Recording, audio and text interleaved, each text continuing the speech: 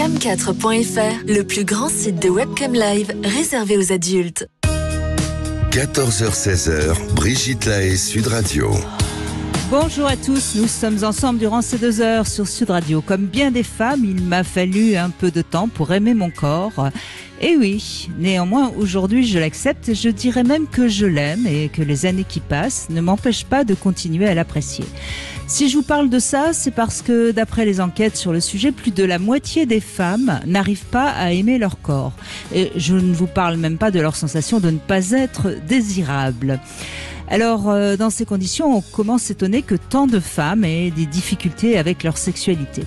Aujourd'hui, nous sommes avec Alain Héril. Alain Héril est sexothérapeute. Il a beaucoup travaillé sur ces questions et il pourra donner des conseils aux femmes qui ont du mal à aimer leur corps et surtout qui ont des soucis avec leur désir, leur envie de faire l'amour. Peut-être que dans un instant aussi, il va nous expliquer les différentes étapes essentielles de l'évolution sexuelle des femmes et vous allez voir, ça ne se fait pas en un seul jour. En tout cas, je vous invite à venir témoigner et surtout à oser poser vos questions à Alain Héril. Et pour ça, vous nous appelez au 0826 300 300. Bonjour Alain Héril. Bonjour Brigitte.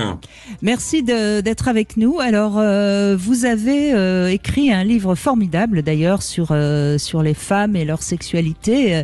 Et justement, on sait que beaucoup de femmes mettent du temps avant d'être à l'aise dans leur corps, plus que les hommes. Pourquoi ?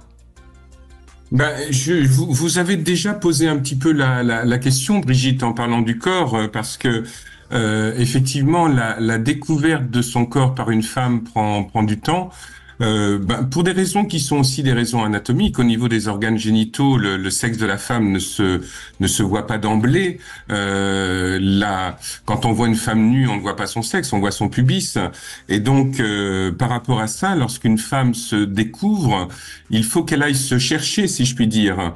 Le sexe de l'homme se voit et la femme doit croire le sien. Et c'est une différence qui est fondamentale. Donc il y a vraiment une. Oui, mais excusez-moi, je vous coupe. C'est très juste ce que vous dites en ce qui concerne son désir, la masturbation, sa sexualité. Mais on pourrait dire que elle pourrait aimer ses seins, ses fesses, son ventre, son visage, sans forcément avoir découvert son sexe. Alors que on sait qu'il y a énormément de femmes qui déjà n'aiment pas leur corps, indépendamment du sexe. Bien sûr, Brigitte, oui, tout à fait. J'allais y venir parce que il y a aussi, bien entendu, toutes les injonctions sociétales qu'on connaît bien, qui laissent entendre que pour avoir une sexualité épanouie, il faudra avoir ce corps-là et pas un autre.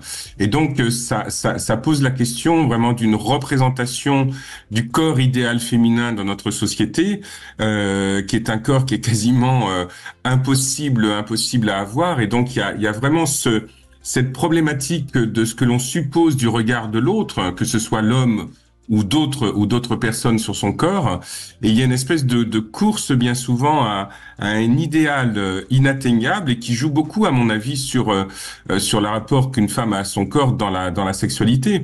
Donc et puis il faut remettre ça aussi sur le terrain historique, la sexualité féminine. On commence vraiment à la prendre au sérieux, à l'observer, à tenter de la comprendre depuis très peu de temps, depuis la fin des années 50. Donc il y a tout ça qui est en jeu et qui fait que également le discours que le plaisir féminin, il lui est apporté dans l'hétérosexualité, qu'il est apporté par l'homme.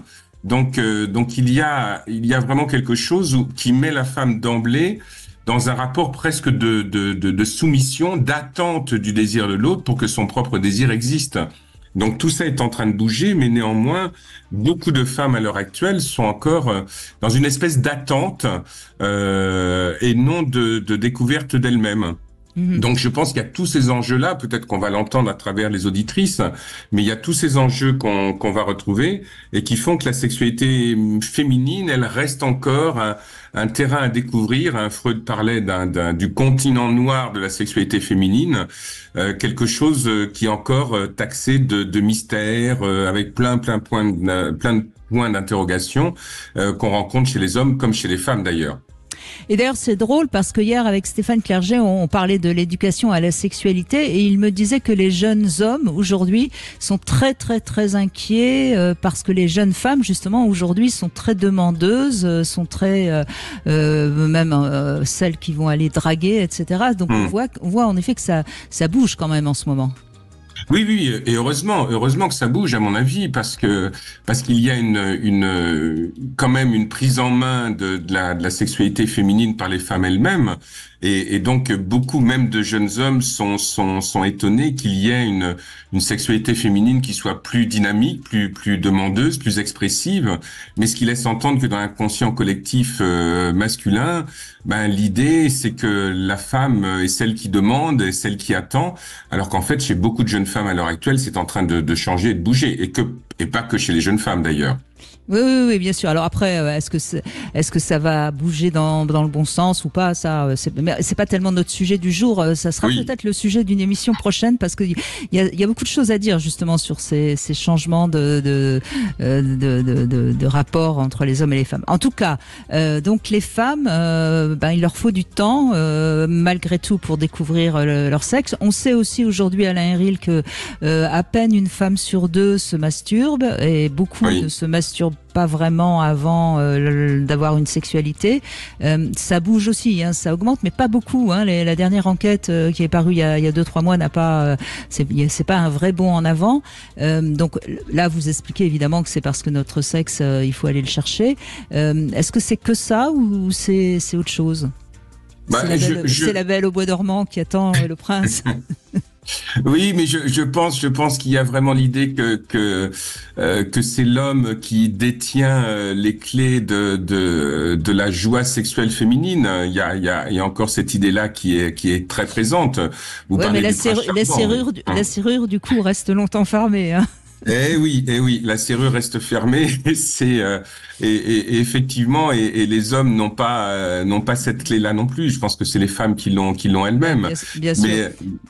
Mais une fois qu'on a dit ça, c'est comment effectivement dans la sexualité féminine les femmes acceptent que leur sexualité, il y a nécessité de la prendre en main, de l'affirmer. Et de la confirmer aussi dans la relation sexuelle avec elle-même et puis avec les hommes dans l'hétérosexualité. Et d'ailleurs, c'est tout le problème qu'il y a aussi, Brigitte. Vous savez, dans le couple, quand on voit les statistiques, il y a quand même 2 femmes sur 3 lorsqu'elles sont en couple, un couple officialisé, qui n'ont pas d'orgasme pendant les relations sexuelles. Donc il y a aussi tout ça qui joue. Et puis il y a la vieille idée, me semble-t-il toujours présente, qu'une femme qui affirme sa sexualité, c'est pas convenable, ça reste une sorcière, une scandaleuse. Et que donc il y a quand même une bien-pensance de la sexualité féminine qui est encore présente aussi bien chez les femmes que chez les hommes d'ailleurs à l'heure actuelle. Et puis peut-être, et puis après on va donner la parole à Sophie déjà qui nous a rejoint. Peut-être aussi qu'il y a une chose qu'on peut dire déjà, c'est que c'est la femme qui porte l'enfant, c'est la femme qui va accoucher. C'est donc un bouleversement essentiel dans son identité, dans son corps, et ça bouge aussi beaucoup sa sexualité. Qu'est-ce que vous avez envie déjà comme ça de donner comme repère? C'est aussi toute la difficulté qu'il y a entre les différentes figures que les femmes représentent, c'est-à-dire que lorsqu'on est mère, bien souvent il y a une perte de la fonction sexuelle, comme si la sexualité, enfin la libido, elle se reportait sur la maternité, et donc on est encore sur un terrain où il y a quelque chose d'inadmissible et qu'une femme qui est enceinte ou qui a un enfant, quand elle devient mère, elle doit se désexualiser.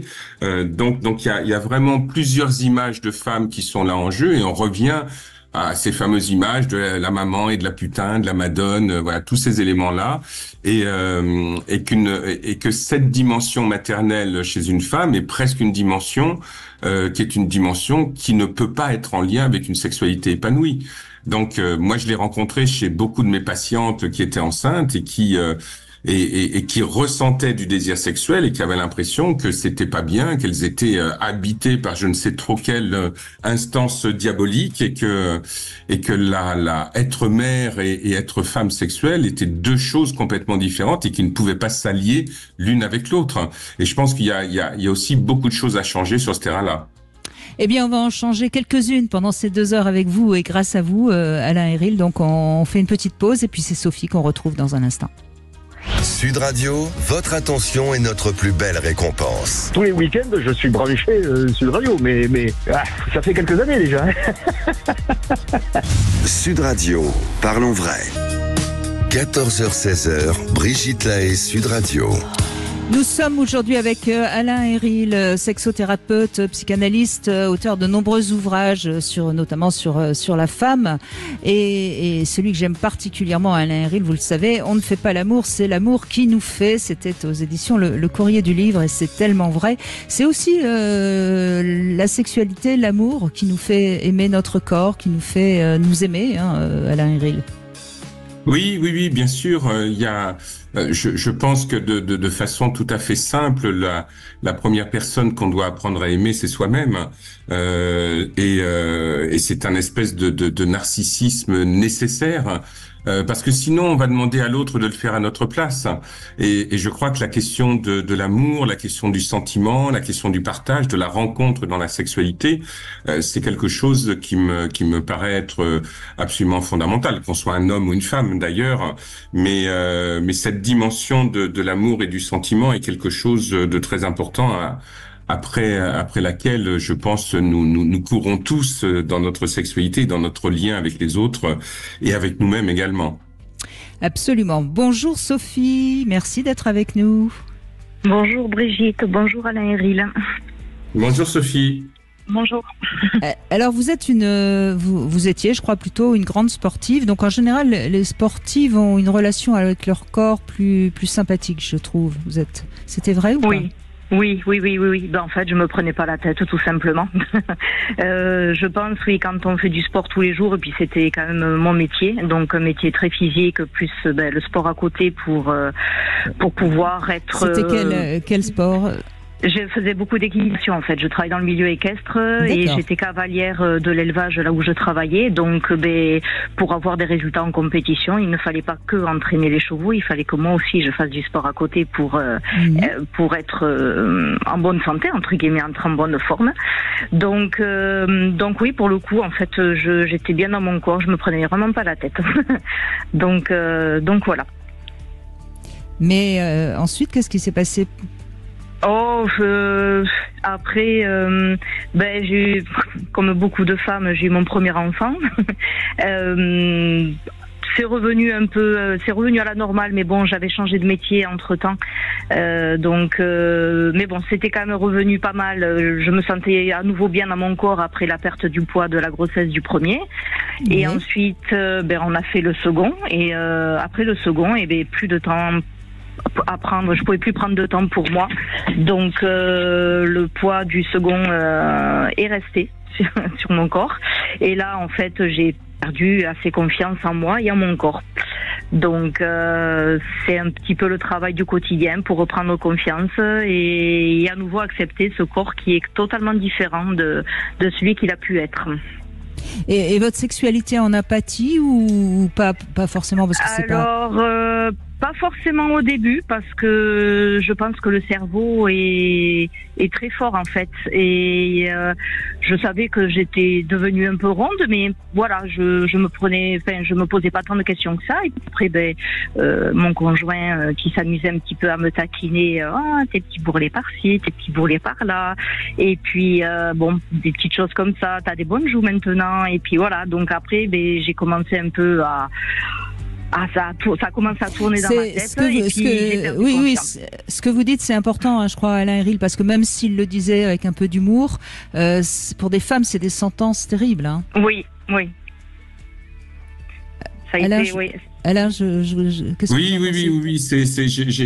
J'écoutais Sophie et effectivement, cette modification du corps qui est aussi lié à la grossesse, à l'accouchement, à la fonction maternelle.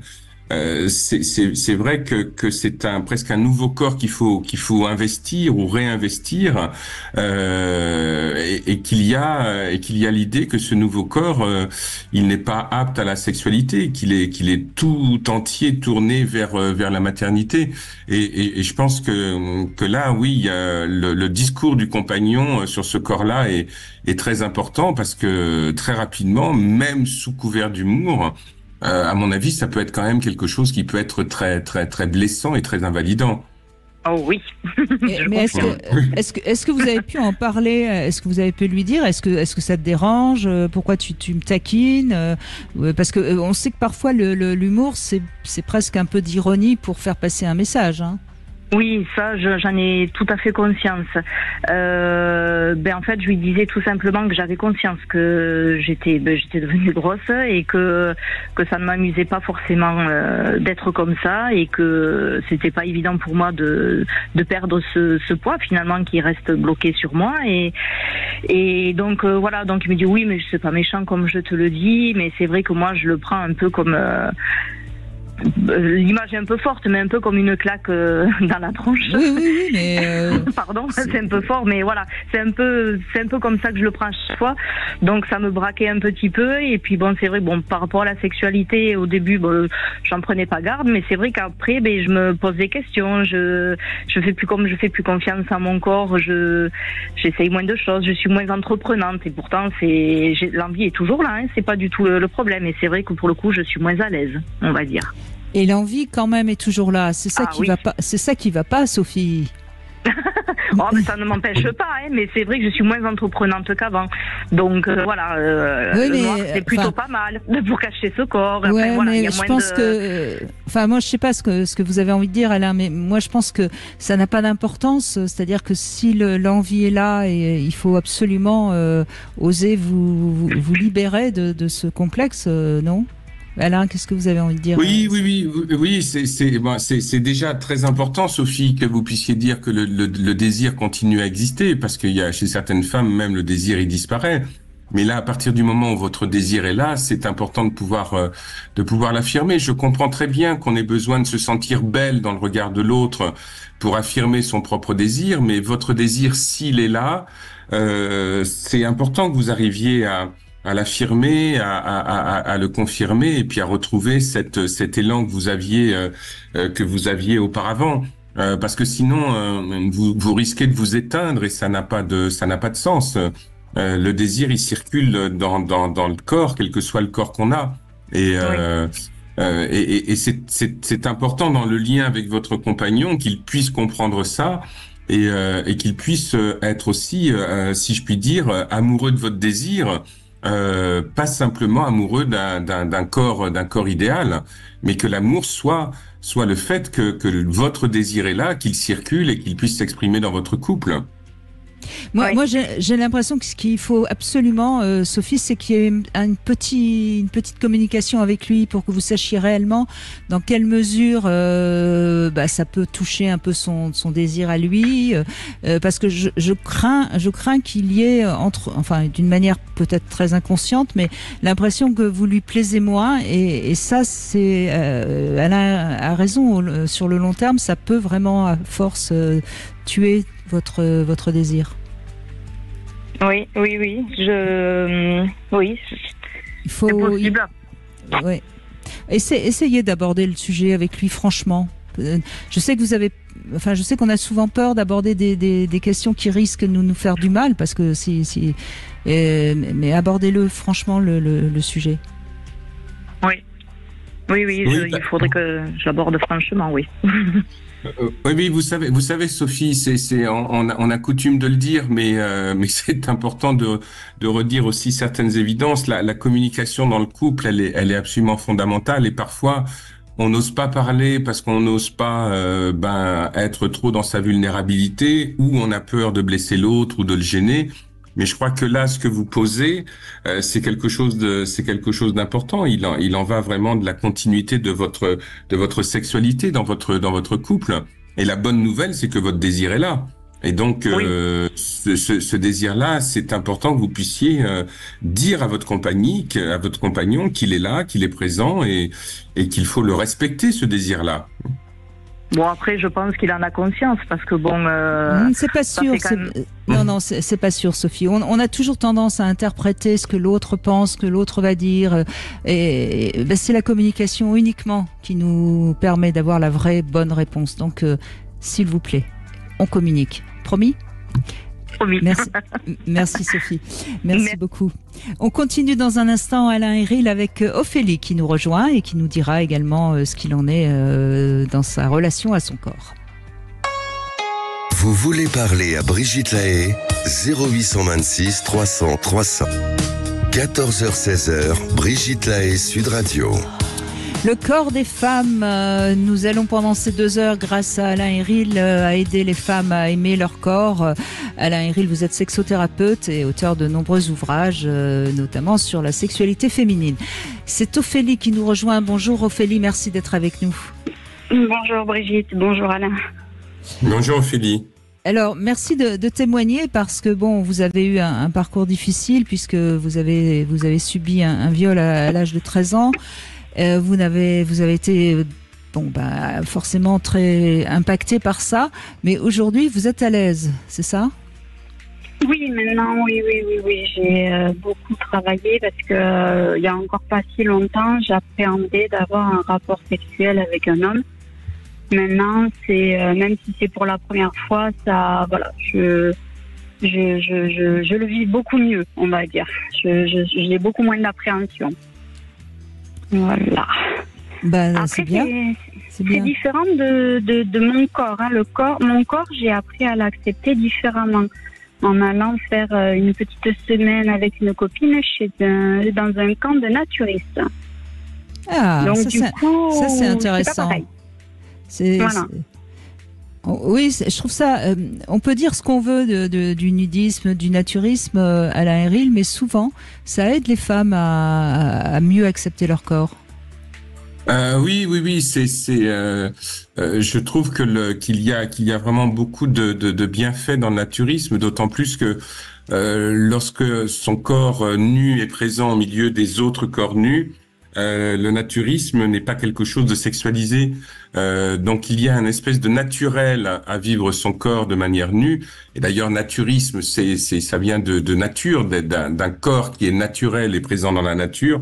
Et je pense que ça peut aider à dédramatiser un certain nombre de choses. Et c'est intéressant par rapport à ce que dit Ophélie, de voir comment ça l'a aidé pour retrouver un corps acceptable, si je puis dire, et un corps surtout qui est montrable aux yeux des autres. Et ça, c'est une aide indirecte et pourtant très précieuse par rapport à la sexualité. Alors, du coup, si vous voulez, j'accepte mon corps. Je suis passée par plusieurs phases. Hein. J'ai fait du 42 après mon accouchement. J'ai été très maigre suite à de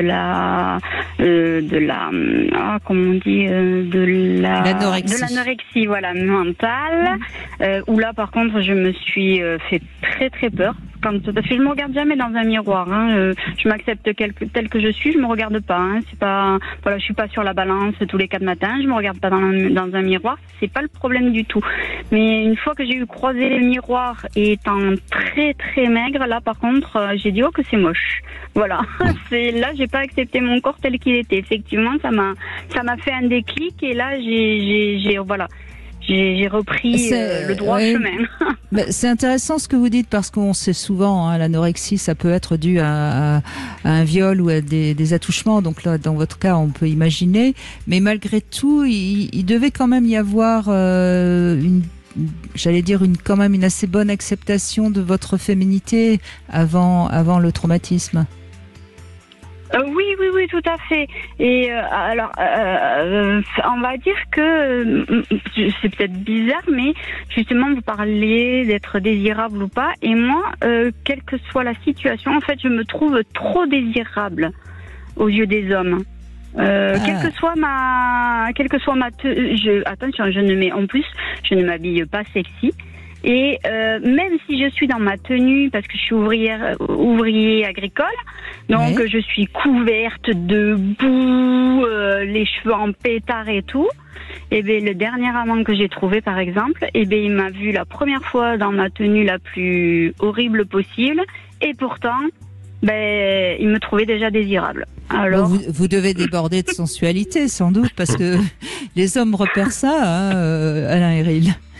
Oui, sans aucun doute que cet homme vous a trouvé justement désirable dans votre tenue, parce que vous deviez dégager quelque chose qui, au-delà de la tenue, était perceptible et visible. Et ça, c'est quelque chose d'important à retenir.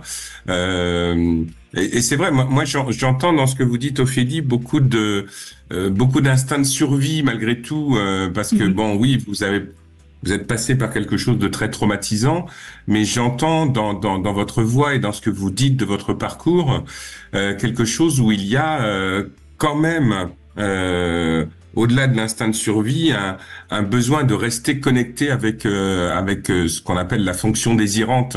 Et ça, c'est important de le souligner et que vous en ayez parfaitement conscience de ça. D'accord, mais après, j'avoue que vous parlez dans le naturisme, vous parliez de naturel, et effectivement, tout le monde, enfin les hommes, ce qu'ils aiment chez moi, justement, c'est mon naturel. Je ne suis absolument pas, dans les froufrous, le maquillage. Et ce qui les attire énormément, apparemment, c'est le fait que je reste très, très naturelle. Voilà. Oui, mais je crois que contrairement à ce que pensent beaucoup de femmes, il me semble que les hommes préfèrent les femmes pas trop maquillées et pas trop apprêtées. Hein.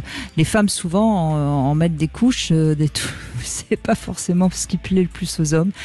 Alain Héril ? Ben oui, parce que quand il y a trop d'après, trop de maquillage, trop d'artifice, en fait, ça joue avec des codes assez convenus de la féminité, et tout ce qui peut être naturel, simple et je dirais simplement féminin, est quelque chose qui peut dégager beaucoup d'érotisme. Hein. C'est Ophélie dans sa tenue d'ouvrière, je ne vois pas en quoi ce n'est pas tout aussi féminin qu'une femme en tailleur et très maquillée. C'est l'important du féminin, c'est la manière dont il émane du plus profond de l'être. C'est ça qui est important, et donc ce sont pas les artifices qui vont avec. Donc oui, on peut être très très très féminine et très naturelle, comme le dit Ophélie, bien entendu.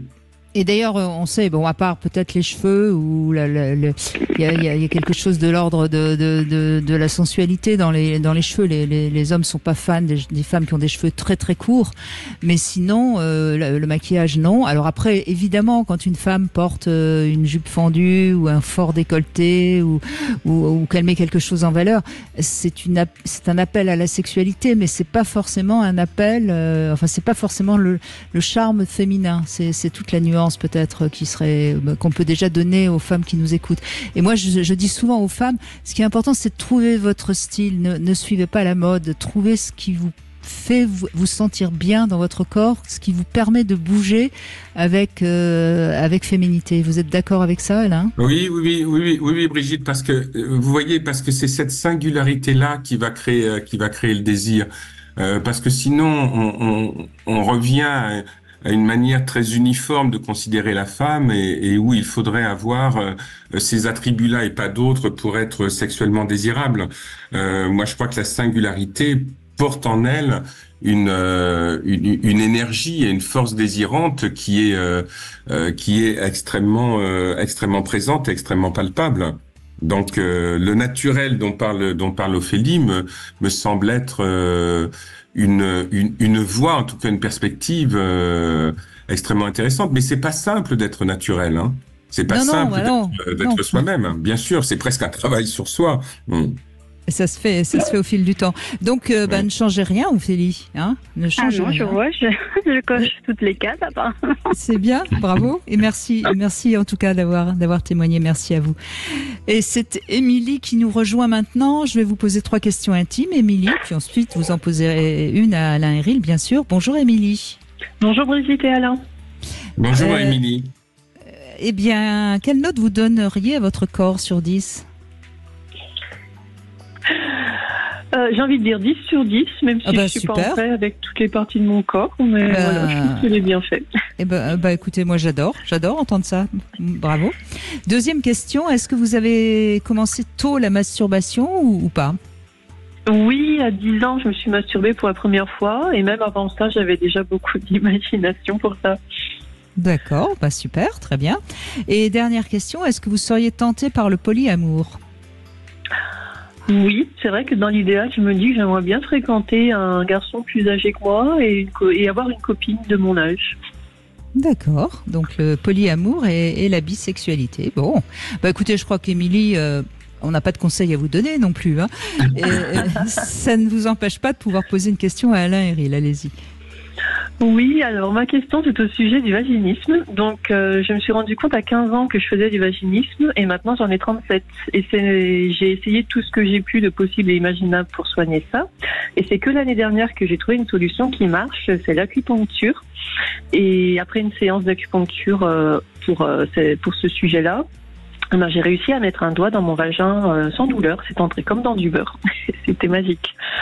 Et par contre, dans mon cerveau, il y avait un blocage et je me disais que ce doigt n'avait rien à faire là. Alors ma question est, comment soigner ce blocage et être en paix avec mon vagin ? Vaste question. C'est une vaste question que vous posez là, Émilie. Quand vous parlez de vaginisme, est-ce que ça veut dire que on pouvait vous pénétrer et que ça faisait mal, ou est-ce que la pénétration était absolument impossible ? La pénétration était impossible. D'accord. Donc c'est vraiment du vaginisme. Alors moi dans le travail que je fais autour du vaginisme, souvent, j'ai pas dit toujours, hein, souvent j'ai en tête qu'il y a peut-être des traumas sexuels à la base qu'il faut regarder. Quand je dis trauma sexuel, c'est pas forcément du viol ou des attouchements, mais ça peut être avoir été trop tôt face à la sexualité des adultes, par exemple, ou avoir vu des choses qu'on aurait vues aussi trop tôt et qui fait qu'il y a une espèce de crispation au niveau de l'idée de la pénétration. Donc ça, c'est une piste parmi d'autres, mais ça, c'est un point de vue qui est plus psychanalytique qu'autre chose, hein, donc de travailler sur l'enfance. Mais après, je pense, et c'est ce que vous avez commencé à faire avec l'acupuncture, parce que je pense que c'est pas que l'acupuncture qui vous a aidé, vous avez mis du vôtre aussi. C'est comment vous pouvez rentrer en amitié avec cette partie de votre corps, et je pense que là, c'est un travail parfois à long terme. Parce que vous savez, beaucoup de femmes ne voient jamais leur sexe, hein, donc il y a vraiment l'idée vraiment d'être en amitié avec cette partie de votre corps, de lui parler, d'être présent à cette partie-là. Il y a tout un travail d'aller vers ces espaces intimes qui sont les vôtres, et d'y aller avec beaucoup de bienveillance, et surtout de mettre de côté tous les discours environnants qui laisseraient entendre que le sexe d'une femme c'est pas beau, c'est sale, ou je ne sais trop quoi. Donc mais ça demande vraiment un travail assidu. À mon avis, il n'y a pas de technique qui serait une technique qui fonctionnerait à tous les coups par rapport à quelque chose d'aussi invalidant que peut être le vaginisme. Alors je vous fais une réponse très générale, parce que je peux pas vous dire vous faites ça marchera à tous les coups, c'est pas vrai. Et puis de l'acupuncture, pour ce que j'en sais, c'est quelque chose qui travaille aussi sur l'ensemble du corps et sur la manière de faire redistribuer les énergies dans le corps. Donc il y a quelque chose de global aussi qui sans aucun doute vous a aidé. Voilà la réponse de Alain. Continuez votre exploration, si je puis dire, Émilie. Et puis vous êtes sur la bonne voie puisque vous aimez votre corps. A priori, vous aurez envie à un moment ou un autre de trouver la clé, hein, puisqu'on parlait de clé tout à l'heure. Merci Émilie. On fait une petite pause et on va donner la parole aux hommes aussi. C'est important qu'ils aient la parole sur ce sujet si important. C'est Thomas qu'on retrouve dans un instant. 14h-16h, Brigitte Lahaie, Sud Radio. Cam4.fr, le plus grand site de webcam live réservé aux adultes. 14h-16h, Brigitte Lahaie, Sud Radio. Nous sommes aujourd'hui avec Alain Héril, sexothérapeute. On évoque la sexualité féminine, son évolution au fil des années. Et je vous propose maintenant de donner la parole à Thomas qui est avec nous. Bonjour Thomas. Bonjour. Merci de réagir. Vous avez un avis à nous proposer, je crois. Oui, alors déjà, je pense que je tenais à rassurer la gente féminine. Vraiment, je pense que on parle souvent, voilà, de la vision qu'elles ont de leur corps et en général plutôt que le masculin qui est en général, même s'il y a une certaine pression aussi, mais peut-être qui est différente face à la gente féminine. Mais je crois que oui, moi en tout cas, de toutes les partenaires que j'ai eues en général, je les rassurais.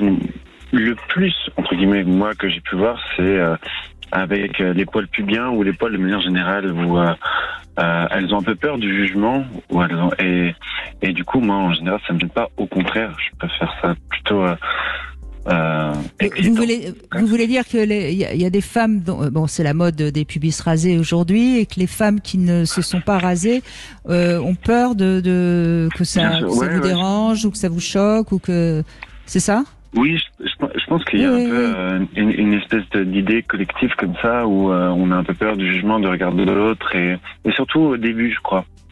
Donc du coup, quand on sait qu'on a, je sais pas moi, un date un peu, etc. On se dit bon est-ce qu'on fait notre Oui, mais moi je vais vous donner des arguments que j'ai entendus depuis que je fais cette émission, de jeunes hommes qui, voyant un sexe non rasé, prennent presque peur tellement ils sont biberonnés au porno et tellement ils ont vu des sexes, des pubis totalement imbers. Vous êtes d'accord avec ça, j'imagine, Alain Héril?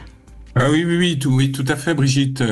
Et puis c'est vrai que que dès que les poils pubiens sont là et les poils en général, ça peut renvoyer certains hommes aussi avec une notion d'animalité, parce que le poil c'est notre part animale, c'est qui est là, qui est présente et un sexe de femme rasée, c'est aussi au-delà des représentations pornographiques, c'est aussi un sexe de petite fille. C'est il y a aussi tout ça qui s'entremêle dans l'inconscient collectif masculin. C'est et parfois oui, il y a moi je l'ai entendu chez certains de mes patients aussi qui étaient rebutés, qui savaient pas trop quoi faire avec cette dimension-là, ou mettre le nez, un peu décontenancés. Comment, Brigitte?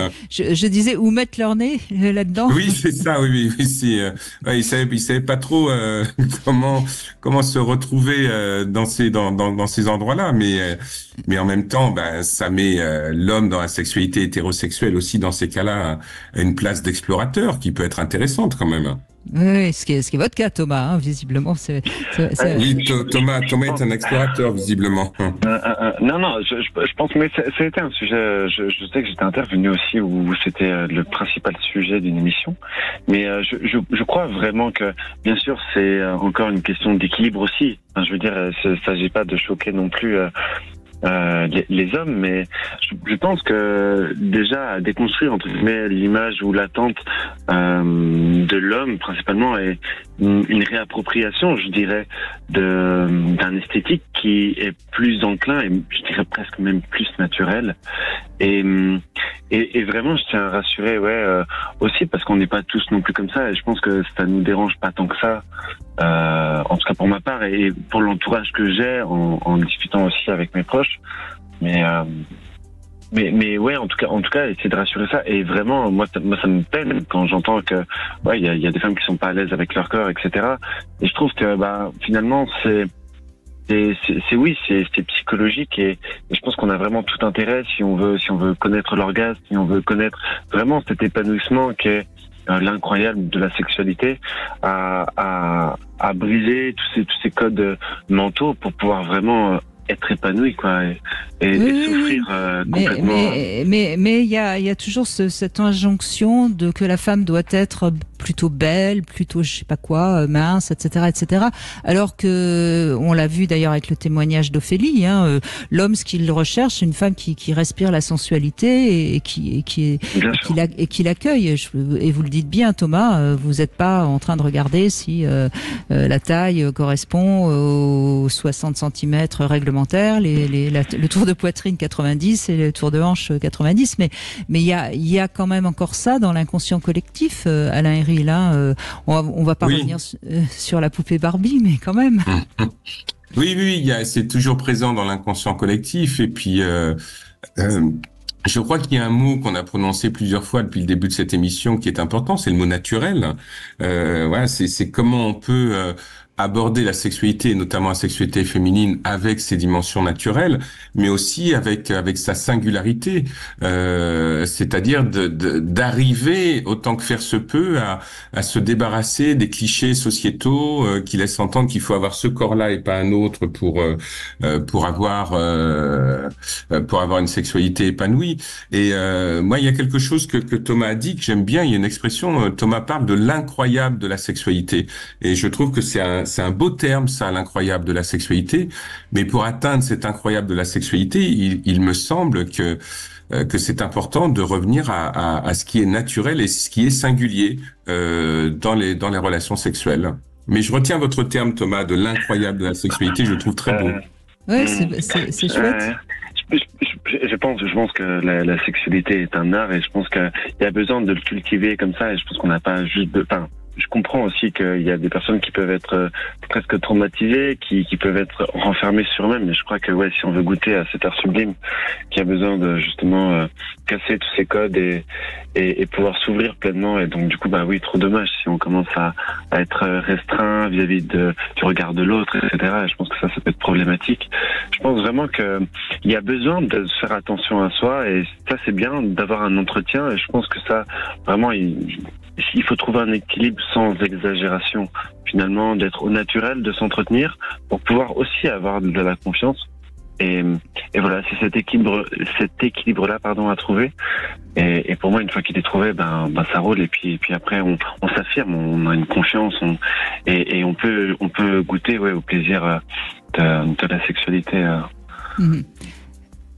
Vous avez raison, Thomas. Et puis moi, j'ajouterais juste que on a des femmes qui sont très belles et qui sont totalement coincées sexuellement. On a des femmes qui sont peut-être plus communes et qui vont très très bien et qui sont très à l'aise dans leur sexualité. Donc on voit bien que c'est encore une fois l'idée qu'on se fait de son corps qui va perturber ou pas la sexualité. Et c'est pas la réalité physique en fait. On est vraiment dans du symbolisme et pas du tout dans du réel. Oui, oui, c'est très juste, Brigitte. Parce qu'il faut pas oublier que dans une relation sexuelle, on offre son corps au regard de l'autre, et que l'autre voit des parties de son corps que nous-mêmes nous ne voyons pas. Donc, il est important de vraiment d'être en confiance par rapport à son corps, et cette confiance-là, elle se construit, elle se bâtit, et elle est à l'inverse de beaucoup de codes sociétaux qui nous intiment l'ordre d'avoir ce corps-là et pas un autre pour une vie sexuelle à peu près digne de ce nom. Eh oui, on a encore tellement à avancer sur la société et l'ouverture à la sexualité. Mais ça, c'est un autre débat aussi. Merci beaucoup, Thomas. En tout cas, merci d'avoir participé à l'émission. Si d'autres hommes ont envie de rassurer les femmes grâce à leur témoignage, surtout qu'ils n'hésitent pas, ils nous appellent sur Sud Radio au 0826 300 300. Alors moi, je l'aime bien cette devinette. Je l'ai trouvée récemment et je vous la propose, Alain Héril. Écoutez bien. Avec la mode des sextoys, quel est le prénom qu'il ne faut pas donner à son fils? Je vous donne un petit indice, c'est à un fils qu'il ne faut pas donner ce prénom et non pas à une fille. Vous avez le temps des infos pour me trouver la réponse. Et puis on continue bien sûr avec vous sur Sud Radio pour aider les femmes à aimer leur corps. Sud Radio. Sud Radio. Parlons vrai. Parlons vrai. Sud Radio. Parlons vrai. 14h-16h, Brigitte Lahaie, Sud Radio. Et nous continuons à explorer le corps des femmes aujourd'hui en compagnie de notre sexothérapeute Alain Héril qui les écoute, qui le connaît bien, les femmes. Et puis, je rappelle aussi que vous avez écrit un livre sur la sexualité, elle l'apostrophe, Désirer autrement, voyage au cœur des asexualités. C'est aux éditions Le Duc. Justement, si quelqu'un a envie ou besoin de vous poser des conseils sur ce sujet, il ou elle sera la bienvenue. Nous avons une petite devinette du jour, comme tous les jours, Alain Héril, avec la mode des sextoys. Quel est le prénom à éviter pour un garçon? Vous avez trouvé? Écoutez, j'ai pas trouvé Brigitte. J'ai pensé tout de suite à Rabbit, mais Rabbit n'est pas un prénom de garçon. Non. Donc, je donne ma langue au chat. Eh ben, c'est Godefroy. Ah, Parce que... ah oui, excellent. D'accord. C'est pas mal. Ah, c'est très bien. Oui. Bah oui, parce qu'un God qui serait froid, ça n'existe pas, voyons. Alors, on continue sur ce sujet avec Valérie qui est avec nous. Bonjour Valérie. Oui, bonjour Brigitte, bonjour Alain, Héril. Bonjour. Voilà. Bonjour. Donc moi je suis la seule fille parmi 5 frères, donc je n'ai pas eu d'éducation sexuelle. J'ai été très pauvre en la matière. Il se trouve que j'ai été très jeune en couple où j'ai eu mes enfants et là la sexualité était plutôt basique, je sais même pas si je peux... on va dire reproductive, on va dire, hein. Uniquement, Brigitte, uniquement. Oui.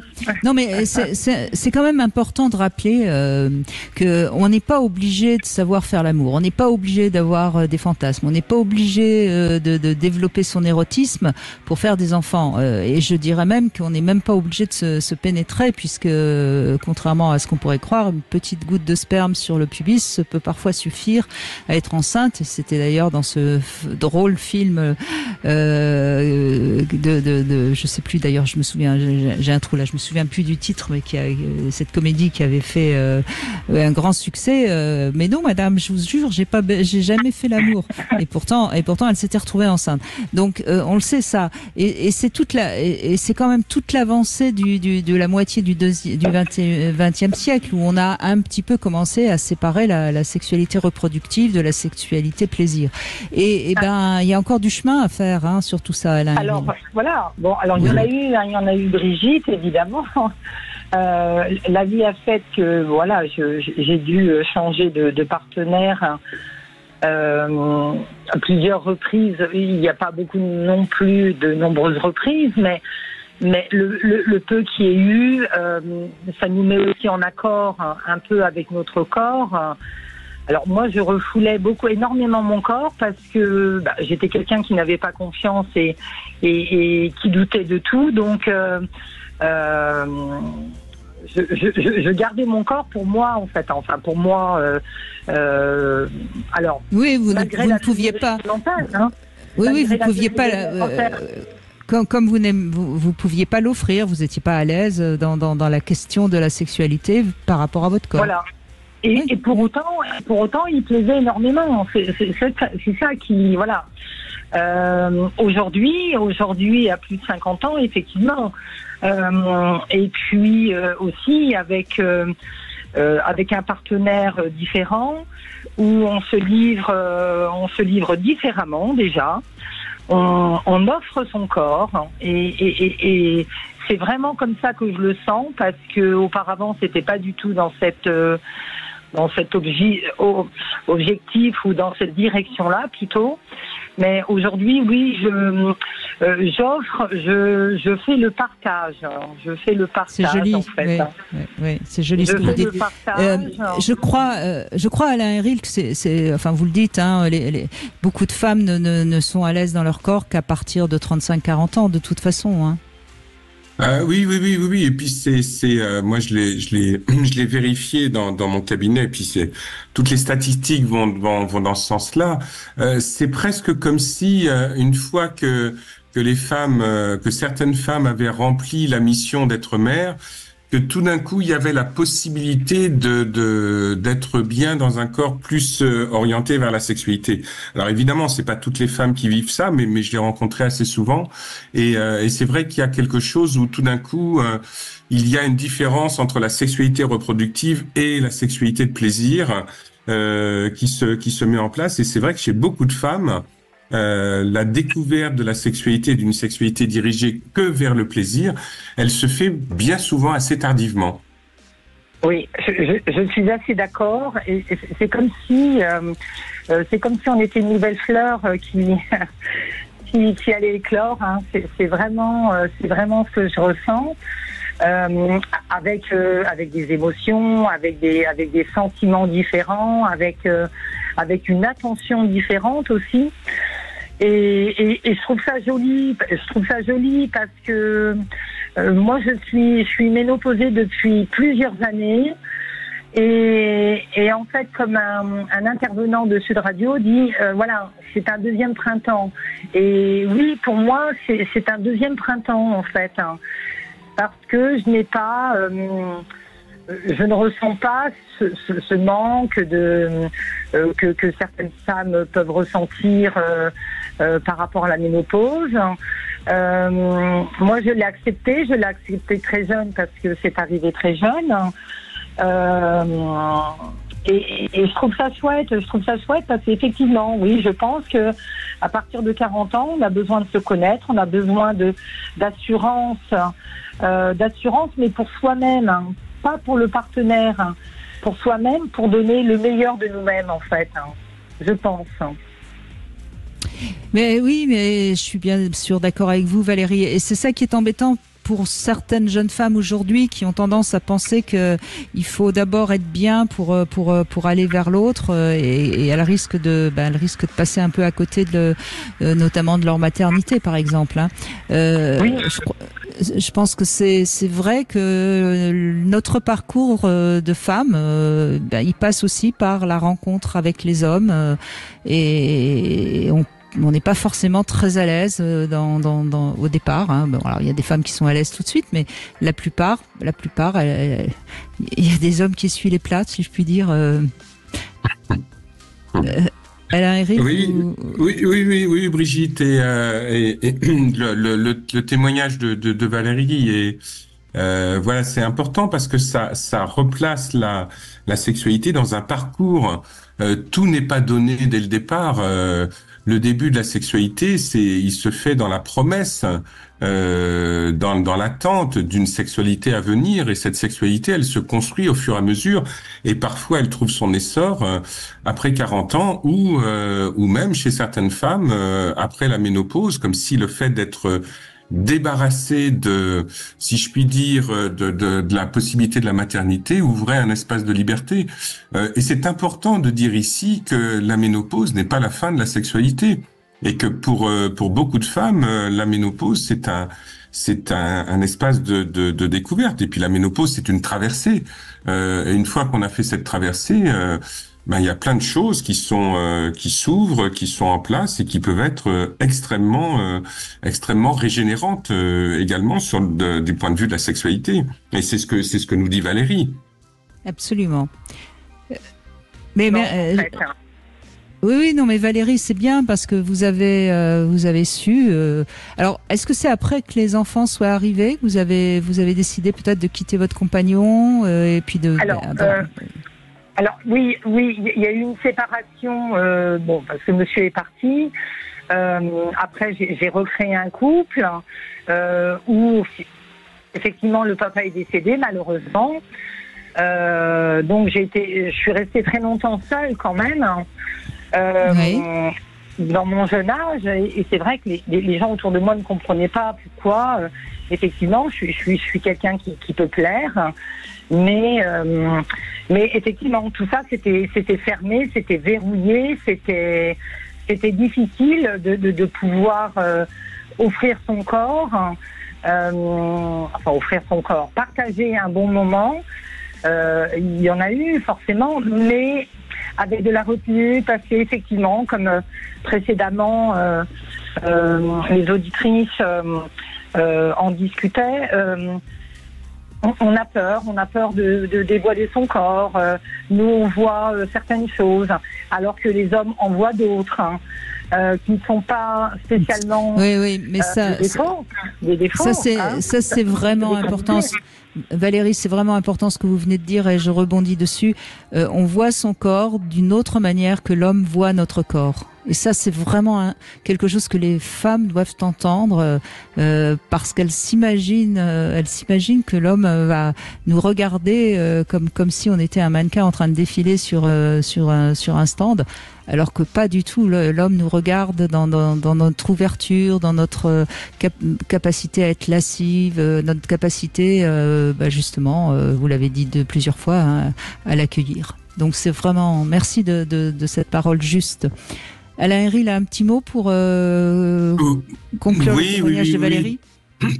Oui, tout à fait. Moi, ce que ça m'évoque, c'est à quel point la sexualité est un espace c'est un espace de force, mais c'est aussi un espace de vulnérabilité, et que je reprends le mot de partage dont parlait Valérie, qui est peut-être plus intéressant que le mot offrir son corps. C'est vraiment il y a une question de partage, et dans ce partage-là, oui, on est à la fois fort et vulnérable, et que rencontrer ça avec l'autre, c'est quelque chose qui effectivement est extrêmement stimulant, et qui fait le lit, si je puis dire, d'une sexualité épanouie.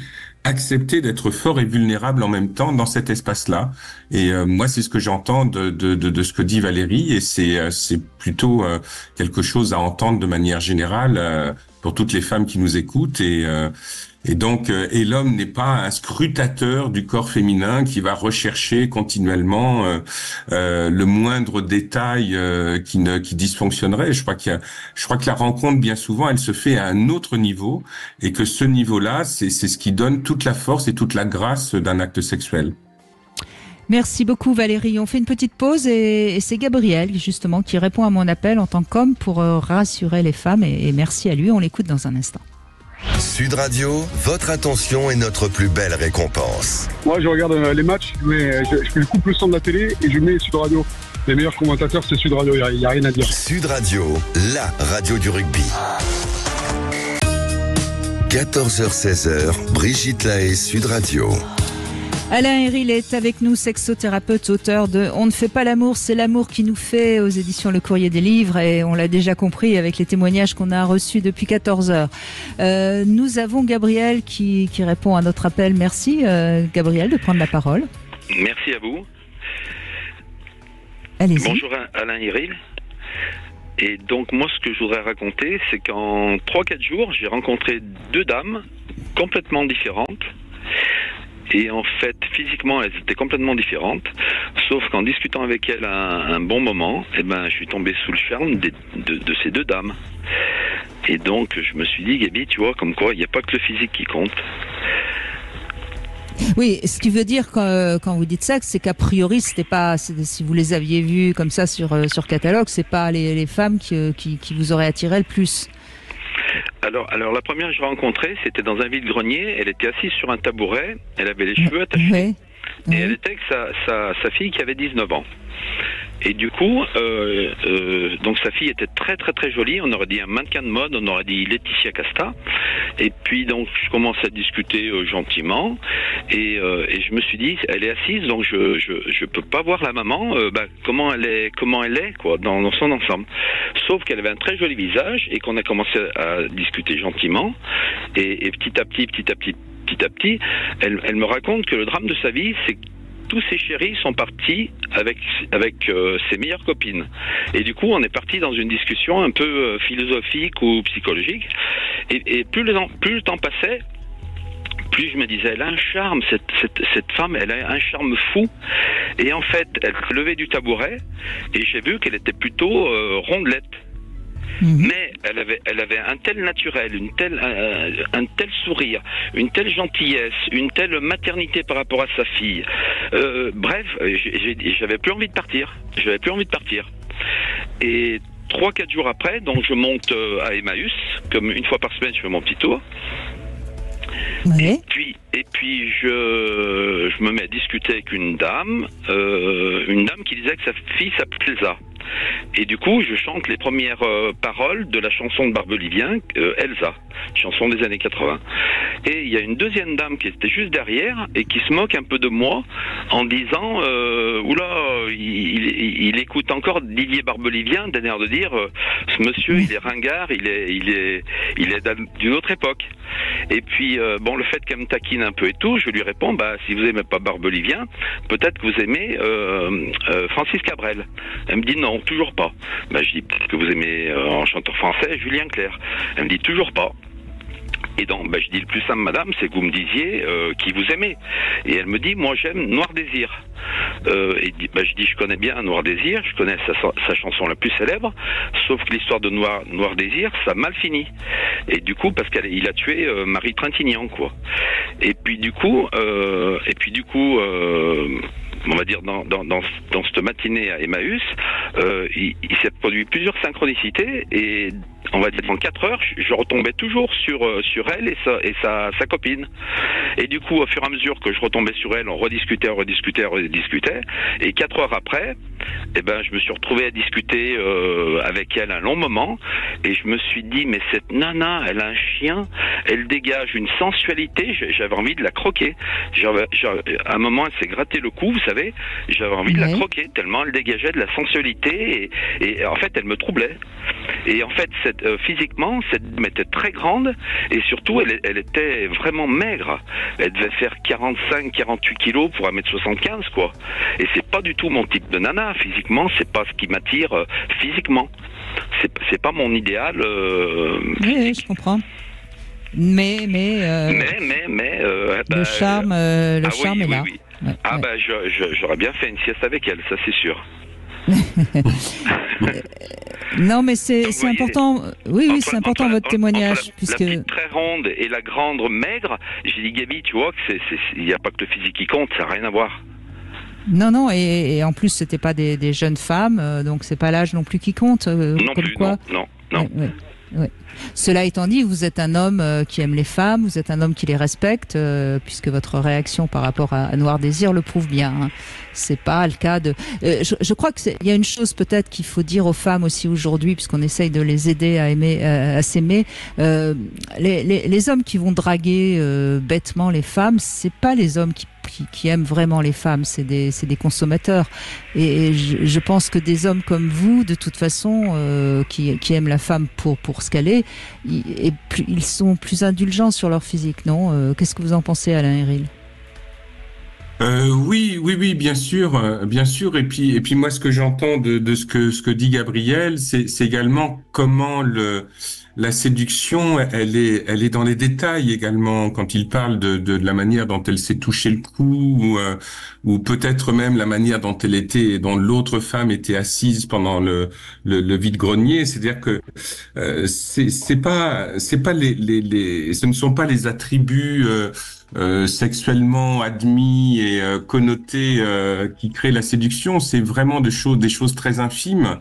Une manière de regarder, un port de tête, une manière de marcher, et ça c'est l'expression de quelque chose d'intime et de quelque chose de profond qui appartient à chacune. Et je trouve que ça donne de la beauté dans la relation, tout simplement, d'être sensible à ces petites choses là. Gabriel parle de synchronicité, c'est à ces espèces de hasards qui n'en sont pas et qui permettent de se rencontrer à un autre endroit. Et puis en même temps, si j'ai bien compris, Gabriel parle de deux femmes avec qui il n'y a pas eu de sexualité. Donc il parle vraiment de l'impact que l'autre a sur soi, et cet impact, il est à partir de choses toutes petites et je dirais même des choses qui ne sont pas prévisibles, qu'on ne peut pas calculer à l'avance. Et ça donne de la beauté aux relations, quoi. Merci Gabriel d'avoir pris un peu de temps pour rassurer toutes ces femmes qui nous écoutent. Merci beaucoup. Merci à vous. Alors on va faire maintenant une petite pause pour se retrouver avec le Love Conseil et on va revenir sur le fameux journal intime. Alain Héril, on se retrouve dans un instant. Vous voulez parler à Brigitte Lahaie, 0826 300 300. Cam4.fr, le plus grand site de webcam live réservé aux adultes. Brigitte Lahaie, Sud Radio, le Love Conseil. Alors on va parler du journal intime, Alain Héril, parce que c'est vrai qu'avec les nouvelles technologies, on a tendance un peu à oublier. On aura plutôt tendance à envoyer des photos, mais c'est pas tout à fait la même chose. Écrire un journal intime a deux intérêts principaux. Alors le premier, c'est un dialogue avec soi-même, qui n'a rien de narcissique. On se parle à soi et il n'est pas question d'envoyer évidemment des extraits de son journal intime à qui que ce soit.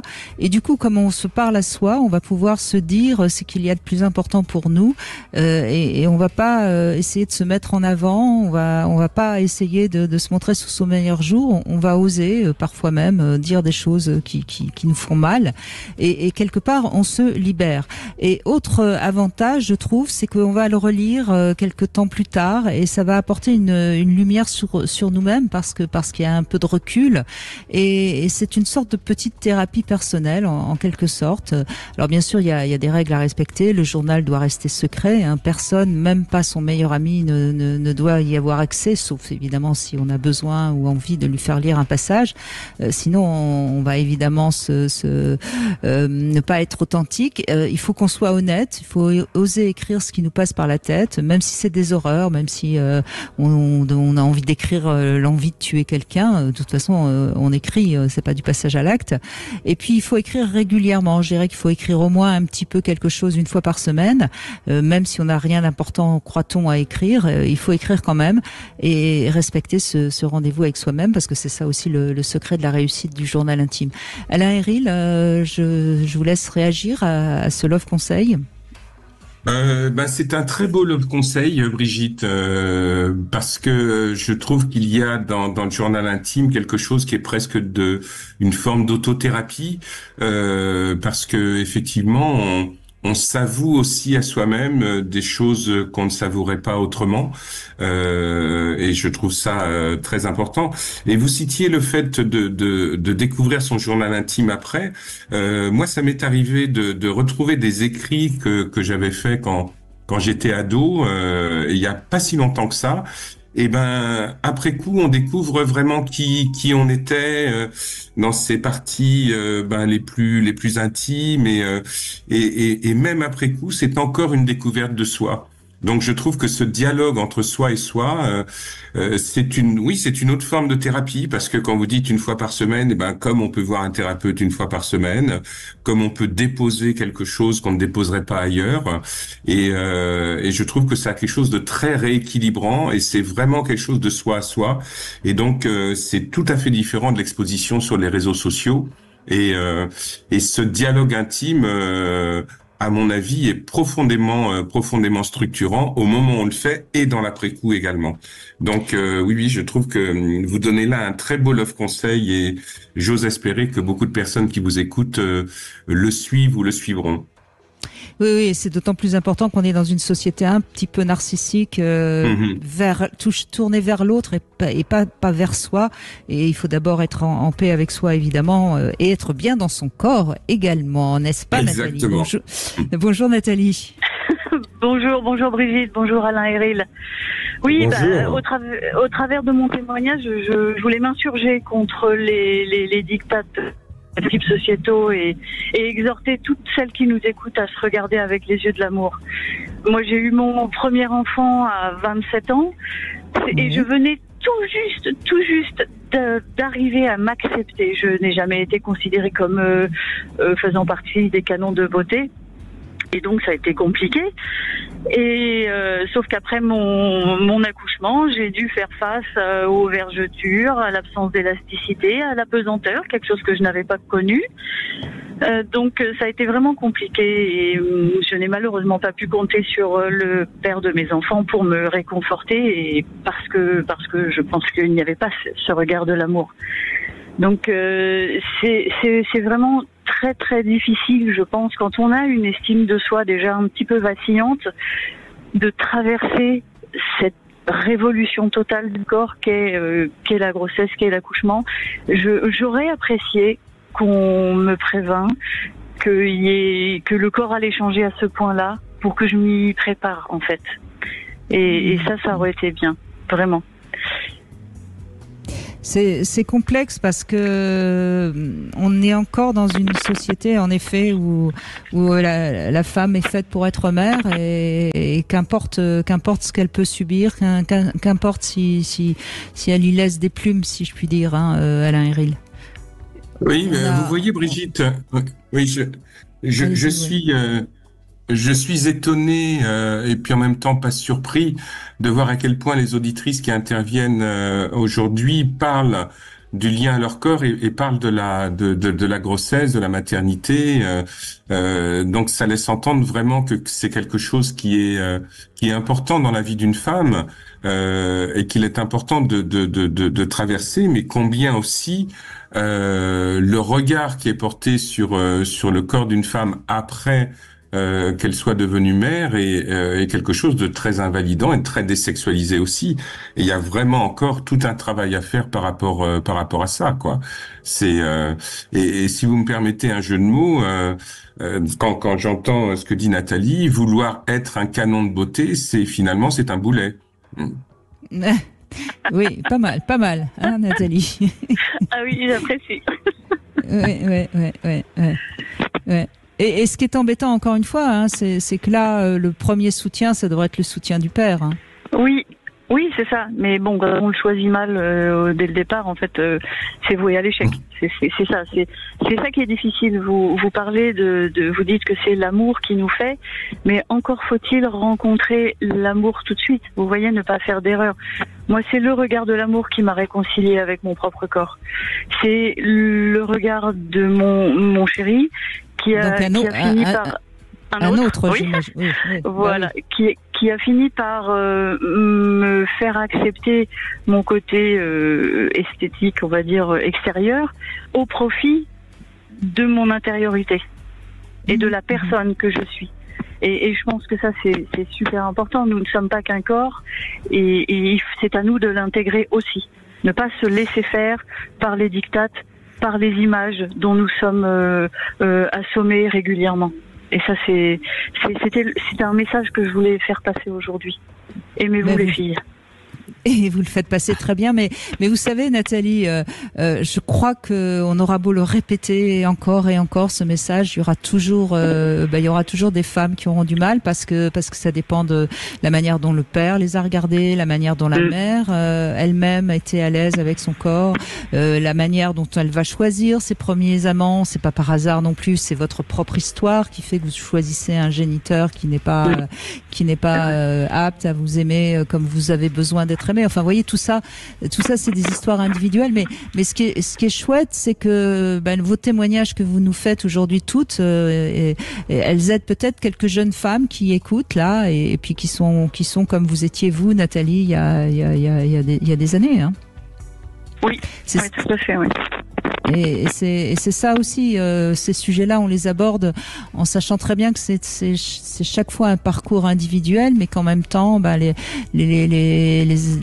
témoignages, les expériences des autres peuvent nous permettre à tenir debout pendant la traversée du désert, par exemple. Et puis des émissions comme la vôtre, pardon.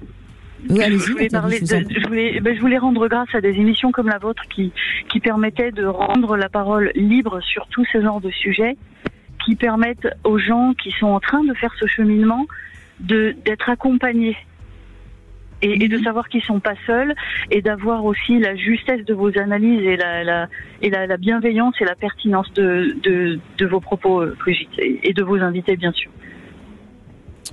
Eh oui. Alain, justement, oui,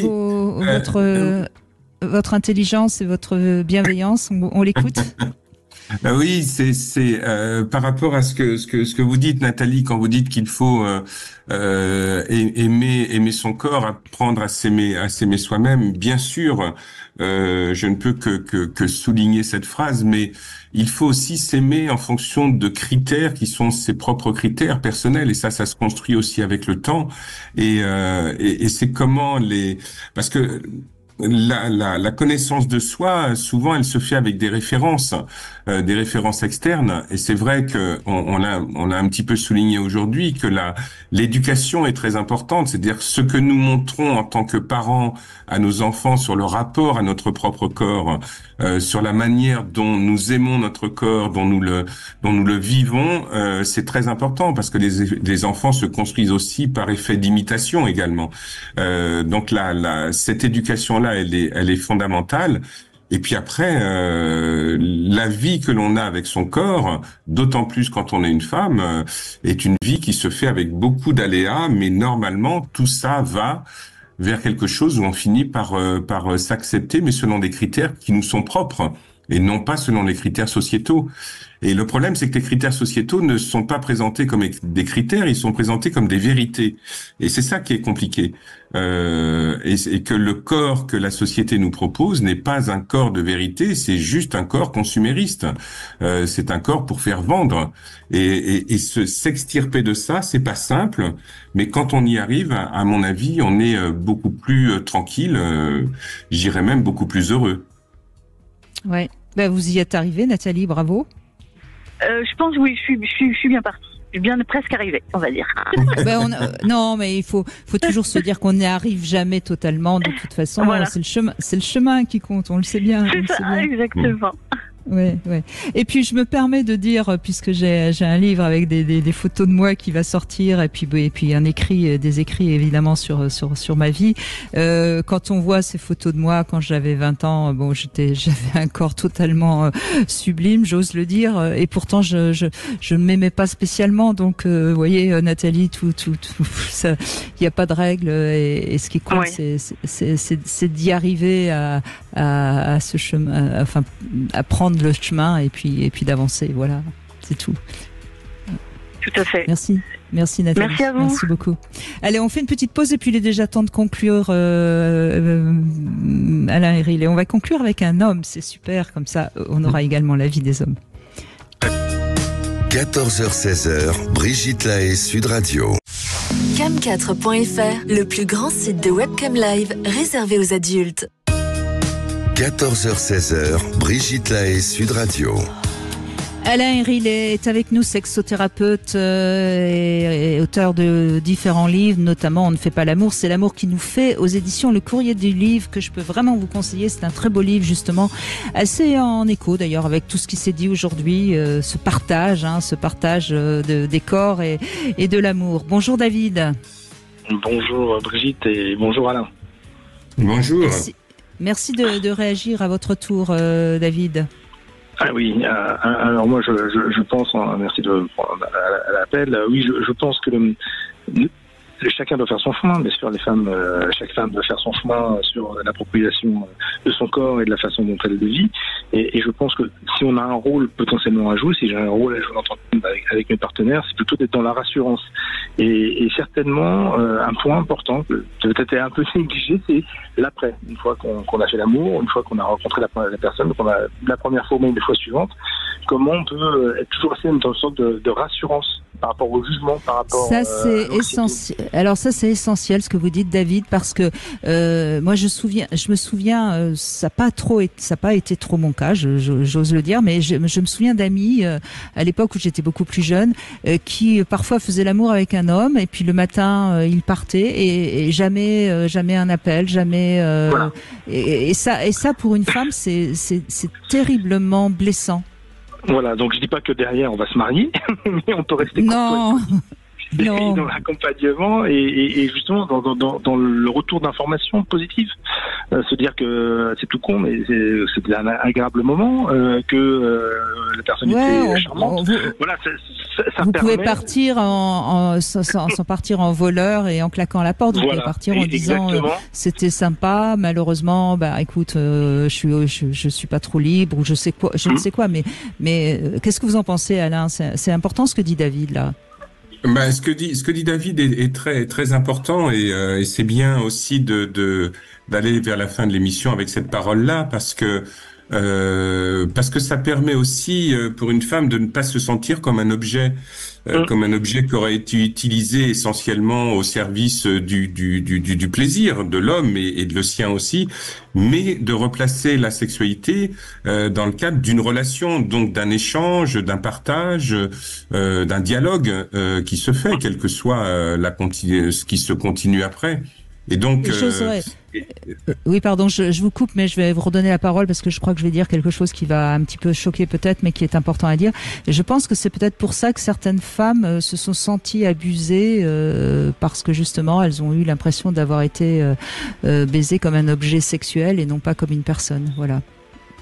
Oui, je vous redonne la parole, Alain. Oui, mais je vous rejoins, Brigitte. C'est-à-dire que là, c'est-à-dire que du coup, on devient une personne indifférenciée, que ça soit nous, que ça soit quelqu'un d'autre. Finalement, ça aurait été la même chose. Et le fait qu'il y ait quelque chose après la relation sexuelle, des mots, une compréhension, un partage, ça permet de singulariser la relation sexuelle. Et quel que soit le type de relation, c'est grand psychanalyste Carl Gustav Jung qui disait qu'on reconnaît la qualité d'une relation sexuelle à ce qui se passe après l'orgasme. Et comment on se comporte l'un par rapport à l'autre, et est-ce que la continuité de la sexualité, de l'acte sexuel en lui-même, est-ce que c'est la tendresse, est-ce que c'est la compréhension, est-ce que c'est la curiosité vis-à-vis de l'autre, ou est-ce que c'est le fait de se dégager, de passer à autre chose? Et ça, c'est une vraie question et une vraie problématique par rapport à la sexualité féminine. David, je vous redonne la parole. Merci d'appuyer là où ça fait mal. Hein. Oui, mais je pense que rien de pire que le rien. Et parce que sur le rien, on peut bâtir beaucoup d'appréhension. Et comme le thème était plutôt les femmes qui auraient des difficultés par rapport à leur corps, à leur sexualité, bâtir sur le rien, on peut justement remettre des choses négatives. Alors que si on redonne une information, si on a un mot, un geste, etc., d'un seul coup, on va être dans la rassurance et ça pourra accompagner le chemin. Et je pense que ce soit pour une fois, pour plusieurs fois par la suite, ou pour ceux qui viendront derrière. D'ailleurs, je pense que dans les relations interpersonnelles, l'histoire est longue et c'est un cheminement avec des choses qui vont se croiser par la suite. Et chacun, je pense que l'attention qu'on porte à l'autre, c'est la qualité qu'on peut faire pour que le monde soit un peu meilleur. Enfin, mais tout à fait dans une relation purement sexuelle, il faut que ça reste purement sexuel. Hein, mais c'est pas grave. Voilà. Non, mais c'est pas grave que ça reste purement sexuel. Il faut juste comprendre, et ça, Valérie tout à l'heure l'a très bien dit, qu'une femme, elle a quand même un sentiment de s'offrir un peu, d'être pénétrée. C'est quand même nous qui vous accueillons, zut quoi. Et si vous rentrez et vous ressortez sans dire merci, si je peux me permettre cette phrase, on est un peu, des femmes un peu fragiles, des femmes un peu trop sensibles peuvent être blessées, voilà. Et c'est très chouette votre intervention. Merci David. Voilà, je pense qu'on se concentre beaucoup sur l'avant, comment on va faire pour que ça soit en certitude solide.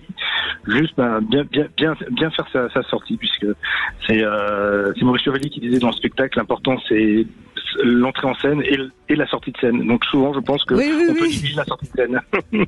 Ne négligez pas, messieurs, la sortie de scène, et puis les relations hommes-femmes iront beaucoup mieux. Voilà une belle façon peut-être de presque conclure cette émission. Alain Héril, je vous laisse réagir en tant qu'homme, justement. Oui, mais là, David vient parler du fait qu'après parfois il n'y a rien. Je ne peux que remarquer que l'anagramme de rien, c'est nier. Et quand il y a rien, c'est comme si on niait l'autre. Et que là, il y a quelque chose qui se joue, et que toute l'attention en tant qu'homme qu'on va porter pour conquérir une femme, tout d'un coup, elle n'existe plus une fois que la sexualité a eu lieu. Et je trouve que c'est très goujat comme comportement, et ça ne prend pas l'autre dans sa vérité, dans sa profondeur et dans sa dignité. Et c'est pour ça que ce que dit David me paraît effectivement très, très, très important. Eh bien, merci David, merci beaucoup, merci vraiment beaucoup. On va vite donner la parole à Sophie qui veut donner un témoignage un peu différent et plutôt positif, puisque vous avez adoré vos périodes de grossesse. Sophie, bonjour. Oui, bonjour Brigitte, ravie de vous avoir. Bonjour Alain. Bonjour. Bonjour. Oui, voilà, je voulais rebondir sur le dernier témoignage de la personne qui expliquait, faisait part de son mal-être pendant sa grossesse et ses relations avec les hommes. Donc, j'ai connu des relations avec les hommes, mais également très difficiles, puisque j'ai connu l'inceste et j'ai eu de nombreux errements étant jeune. Disons que je n'ai pas rencontré les personnes les plus délicates.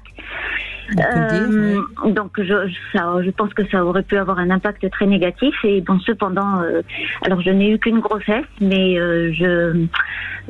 c'est dommage, j'aurais souhaité en avoir plus parce que je me suis rarement sentie aussi belle, désirable, craquante, séduisante que pendant ma grossesse. J'ai eu également la chance de ne prendre que 2,5 kg. Donc ça a été très positif. Je dis à ma fille d'ailleurs qu'elle est faite avec ma cellulite. Je sais pas si c'est très médical, mais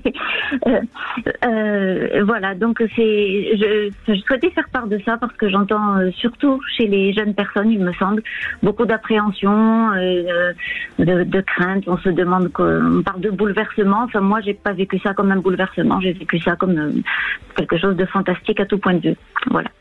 Eh ben c'est important, oui, parce que c'est vrai que ça va dépendre encore. On n'a pas arrêté de le dire depuis le début de l'émission. Chaque femme va traverser sa vie avec ses problèmes et ses joies. Et c'est bien de terminer par votre témoignage. Finalement, franchement, Alain Héril, on aura eu des témoignages très différents, très riches, qui montrent bien toute la complexité de la féminité.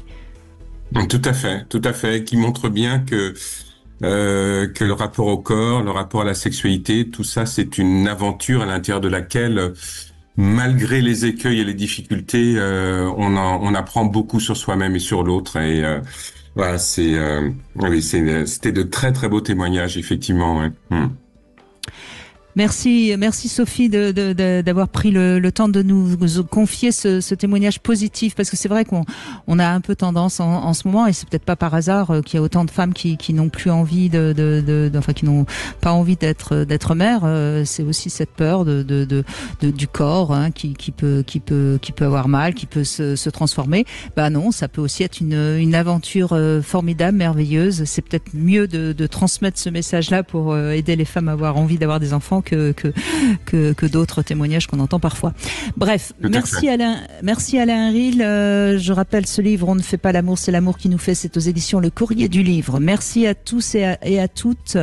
Eh bien, comme l'a dit très joliment Nathalie, les filles, aimez votre corps, c'est important. Et puis on en reparlera évidemment tout au long de ces émissions, puisque on est là aussi pour nous aider tous les uns les autres. Et c'est pour ça qu'on a besoin toujours de vos témoignages. Alors on va demain faire un autre sujet, mais qui a aussi beaucoup d'actualité. Alain Héril, c'est vrai, on parle de plus en plus des relations sans pénétration. Moi, je mets un peu les pieds dans le plat. Je vais parler de l'érection, qui me semble si importante dans le couple. Et puis, on verra ce qu'en pensent évidemment nos auditeurs, parce que après tout, peut-être que je me trompe.